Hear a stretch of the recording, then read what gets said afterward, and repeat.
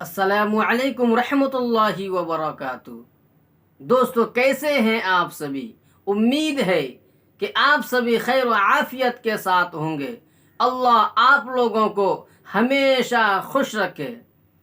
حضرات ناظرین کرام، میں آج آپ کو اس مختصر سے وقت میں اور مختصر سے ویڈیو میں قربانی کے تعلق سے باتیں پیش کرنے کی کوشش کروں گا کہ جس مدت اور جس گھڑی کا ہم انتظار کر رہے ہیں، جو کہ وہ گھڑی ہمارے اور آپ کے لیے انتہائی مسرت و خوشی اور فرحت و شادمانی کا ہے، وہ گھڑی عید الاضحیٰ کا ہے کہ جس کا ہم مدتوں سے انتظار کر رہے ہیں، جس خوشی کے اندر شامل ہونے کے لیے ہم مدتوں سے انتظار کر رہے ہیں کہ اس دن کے اندر یعنی عید الاضحیٰ کے اندر اللہ تبارک و تعالیٰ کی خوشنودی کو حاصل کرنے کے لیے، اللہ کے تقرب کو حاصل کرنے کے لیے رائے خدا میں ہم جانوروں کی قربانی پیش کریں گے۔ تو قربانی کیے ہوئے گوشت کو کیسے تقسیم کریں گے، اس گوشت کو کتنے حصہ کے اندر تقسیم کریں گے، اور کن کن حضرات کو وہ گوشت پہنچانے کی سعی اور کوشش کریں گے۔ حضرات ناظرین کرام، آپ ہمارے ویڈیو کے اندر آخر تک بنے رہیے۔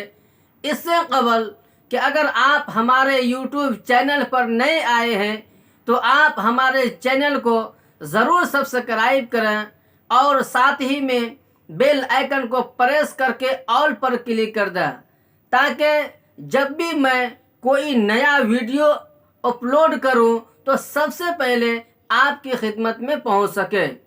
تو دوستو، چلتے ہیں اب مقصد اصلی کی طرف۔ قربانی کے گوشت کی تقسیم مالدار اور صاحب وسعت شخص کے لیے بہتر طریقہ یہ ہے کہ وہ گوشت کو 3 حصے کے اندر تقسیم کر دے۔ نمبر 1، سب سے پہلے حصے کو وہ صدقہ کر دے، یعنی غریبوں اور مسکینوں اور محتاجوں کے اندر اس گوشت کو تقسیم کر دے، اسے دے دے۔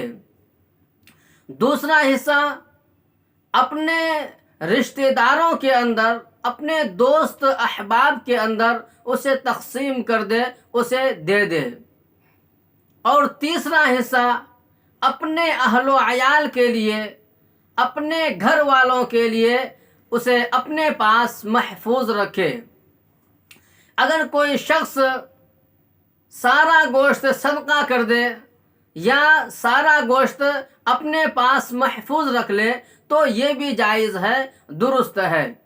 لہذا اپنے حالات کو دیکھتے ہوئے اگر غریبوں کے اندر گوشت کو تقسیم نہ کرے تو شرعاً کوئی حرج کی بات نہیں ہے۔